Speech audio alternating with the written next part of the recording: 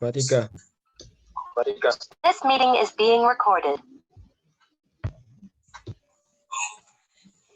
Hello everyone, we're here to talk and notification without any more words. Let's get started.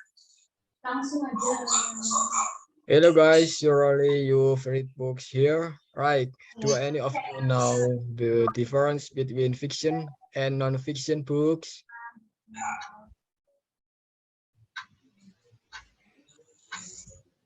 You know, fiction books are a type of book that contain the author's imagination or composition, while nonfiction books are books written based on data and facts. There are several examples of fiction books, for example, historical fiction, short stories, and novel, while the type of nonfiction stories are in the form of biographies, encyclopedias, dictionaries, science, and guidebooks. By the way, have you ever read a book that it really impressed you? Can you tell me what the book is about? For me, the story is very inspiring. For me, the most memorable book is Terrellier's novel. I have read almost all the series that Terrellier has published. One of his books that became my favorite novel after Ryan is novel that's about tomorrow and light the main character. The two of them meet after the mountain erupted in 2042. The effect of a massive volcanic eruption made the whole earth seed humans and light about 10% of humans. Tomorrow was long name is Suk Batra. Is a smart and genius young man.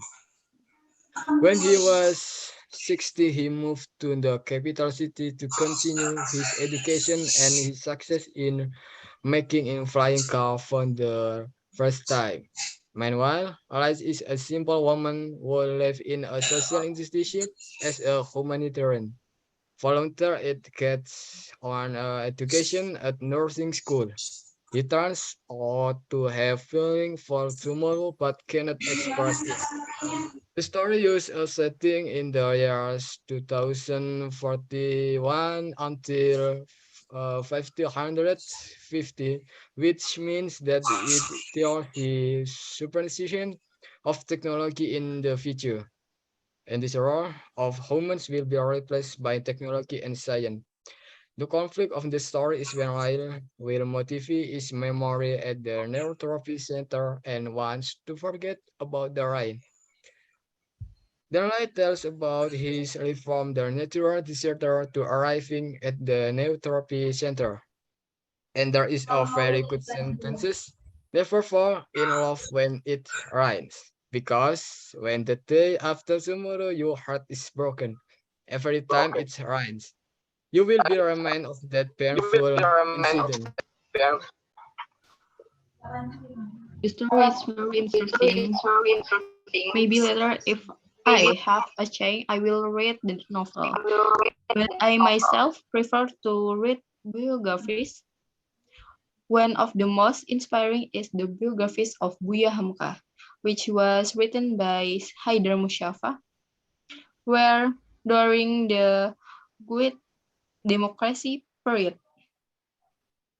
Buya Hamka was a figure who sometimes disagreed with President Sukarno, also at odds with the community. Through Lentera magazine, his words were completely attacked. For months, he faced the blows of people who did not agree with him. For 2 years and 4 months, Buya Hamka lived in the prison of the Sukarno regime. Even so, he was not angry. Not only does he stay close to like-minded,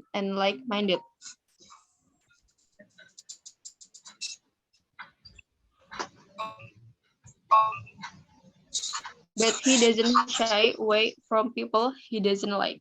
He has the principle that by getting to know people who are different, they will find no point of view, even though his knowledge was very high.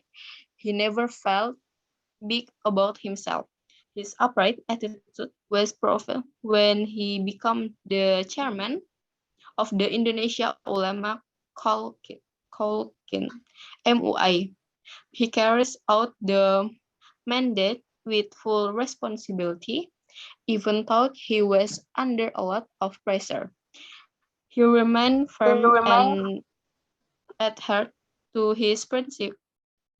For him, the greatness of the ulama is measured by the extent to which he is able to soften the hard hearts of haters and the extent to which his ability to calm down solve a trouble. Buya Hamka is a figure of a plenary, moderate, calm scholar who is not easily to make noise, let alone fishing in murky water. His pressing utterance and message are always soothing, not cornering, inviting sympathy, far from swearing and blasphemy. The figure of the ulama is not an insult, an educator is not a target. Uh, Reinforced is not destroyed when crit when criticizing government policies that are not pro-people and slang with Muslim. He prefers the pen line is in order the confess he aspiration and message rather than really mass action. His stance is firm, his precepts are strong, but flexible and respectful of other who are different. The figure of a great scholar who is modest, unboth, unboth independent and doesn't like selling out fatwas. It is these various noble practices that make this Minangkabau blonde cleric respected by many people. Buya Hamka is really cool. He can have such firm principle and not waver at all. I myself don't really like reading books, but I really like science. One of the books I've ever read is Cosmos by Carl Sagan. One thing that makes me love this book it is relevant to religion. In my religion, one of the signs of the day of judgment is the sun rising from the opposite direction. The sun fell an inch from the human head, and so on. Here cosmos all of the happen and is explained in the language of physics and quantum. The relevance and continuity between Carl Sagan's explanation in the language of science and good work in the spectre make me often want to cry. The cosmos traces 14 billion cosmic evolution that have turned matter into consciousness, the origin of life, spacecraft mission, various forms, planets and stars, the lifeline of the solar system and galaxies, to the beginning and end of the universe itself. One of his memorable sentences is that the imperfection of our understanding make us humble.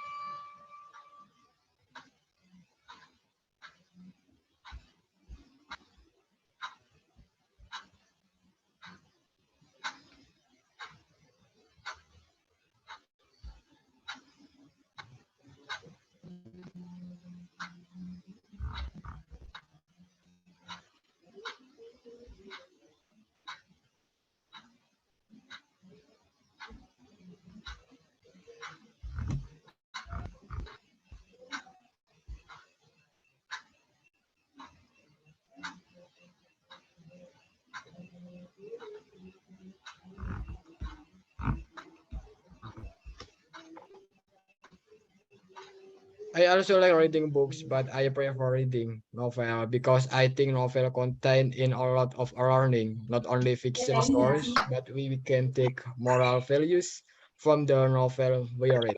That's all in my opinion. Wow, the books you are read are really cool. After listening to your stories about the books you have read, let's go to the research library on another occasion. I'm waiting for the good news. Okay, I'm going to class first. Friends, break time is about to end. Oh yeah, break time is about to end. Let's go to our respective class. Excited to learn, friend. Bye. Friends.